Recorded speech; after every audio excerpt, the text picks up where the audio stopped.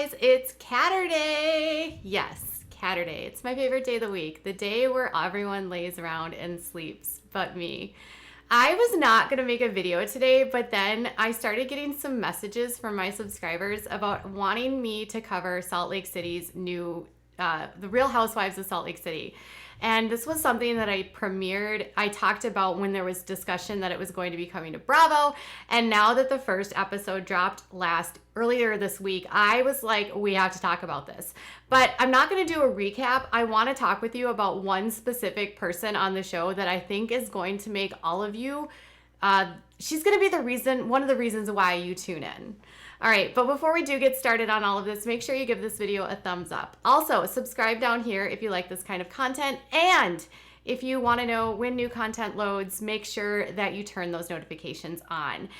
All right, so there's a brand new city of Housewives, and I am excited about this one because it's the first time that Housewives is really going to start diving into a city with a very thick and long history with Mormonism. We don't often see a ton of faith as a part of the Real Housewives. And so this is going to be a sneak peek into this very upper echelon world of elite women that live in Salt Lake City. A lot of them are Mormon or ex-Mormon, and some are not. And the one we're going to talk about today is not, but her story is wild. So, on this channel, we love to talk about the Duggars and Sister Wives, so that's why I think you're going to like this season.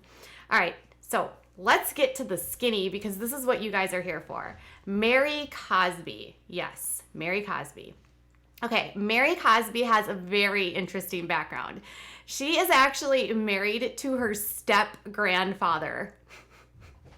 I'm not even lying. Yes. So Mary Cosby is married to her step-grandfather, and this storyline, I think, is going to be one of the most enticing I've yet to see on The Real Housewives in any capacity. So she is actually a pastor for a Pentecostal church. So on Bravo, it says, with a penchant for God, couture, and only the finest champagne, Mary Cosby is a Pentecostal first lady who inherited her family's empire of churches, restaurants, and more. The caveat in her taking over the family business was she had to marry her late grandmother's second husband, Robert Cosby Sr. They have since been married for 20 years and have one teenage son together. Small but mighty and always dressed to the nines, her unconventional past has made her guarded, and she quickly finds herself on shaky ground with some of the ladies. Now, when we see her and she's introduced to us in the very first episode, everyone is sort of like, everyone in town knows who Mary is. It's just weird. It's gross. And then she basically explains in the first episode that her marriage with Robert was arranged.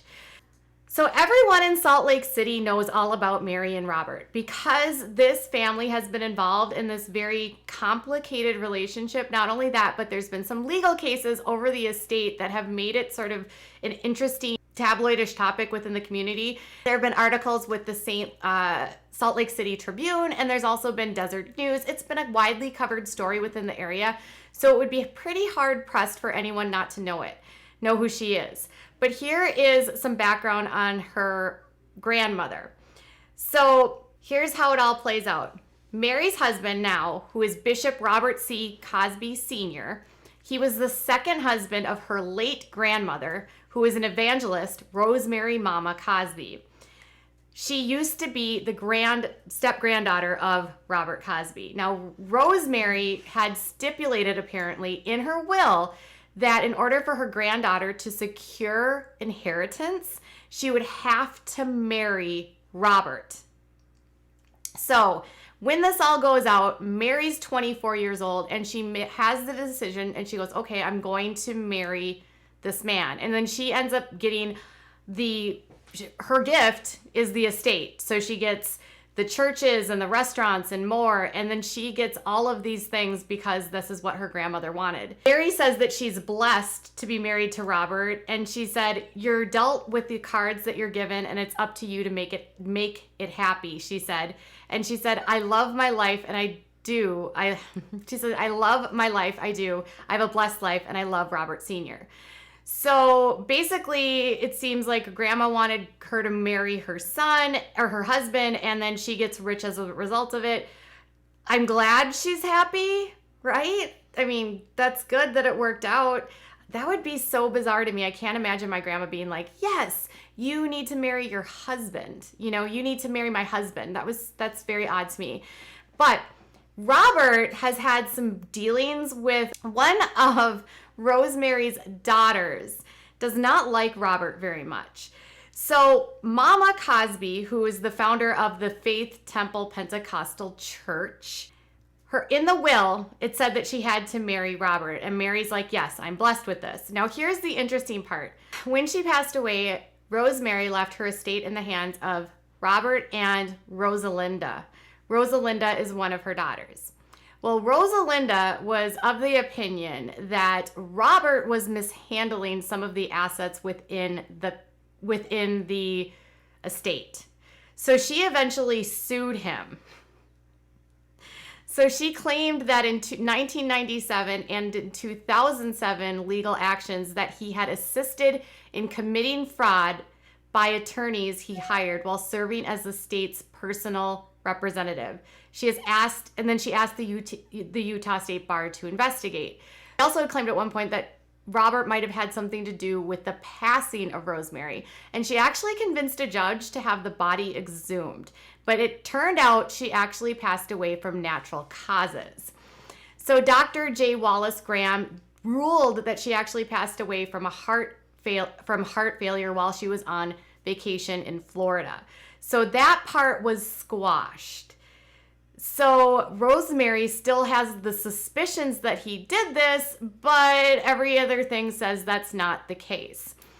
Anyways, she has reported him to authorities, that she says it's still being reported. It's messy. So messy. But Cosby, her husband, actually says that the accusations are ludicrous and ridiculous. And he said the entire ordeal of having to retrieve his late wife's body from the Salt Lake City mausoleum was like putting salt on the wound. It just burns and it hurts. The autopsy is the latest chapter in this lengthy history of resentment and accusations between the two of them. So at one point, she ends up getting a jury to award her around $1.2 million related to his misappropriation of the funding with the estate. So they've gone through a lot. Let's say a lot. So on top of everything, not only does grandma want you to marry her husband, you also have to deal with your aunt, Rosalinda, who is saying that your husband is now kind of sort of embezzling the estate in a way. And then a jury gives them some money.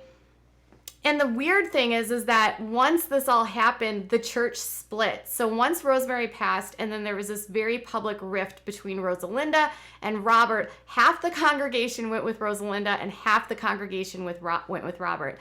And now Mary sits at the head of all of this as the pastor. And she doesn't like to call herself a pastor. She's just the pastor, or she's just the faith leader. So my question is, if you were in this situation and you knew that marrying this man would make you rich beyond your wildest dreams and afford you the ability to be a leader of a faith community that would continue to make you rich, because she's ridiculously wealthy, would you do it? Would you marry your grandfather, your stepped grandfather, if your grandma wanted you to do it? I don't think I would, you guys. I really couldn't see myself wanting to do this. But this storyline is going to keep us interested, and I think you're going to love this season. So what are your thoughts? Tell me them in the comments below. Bye, guys.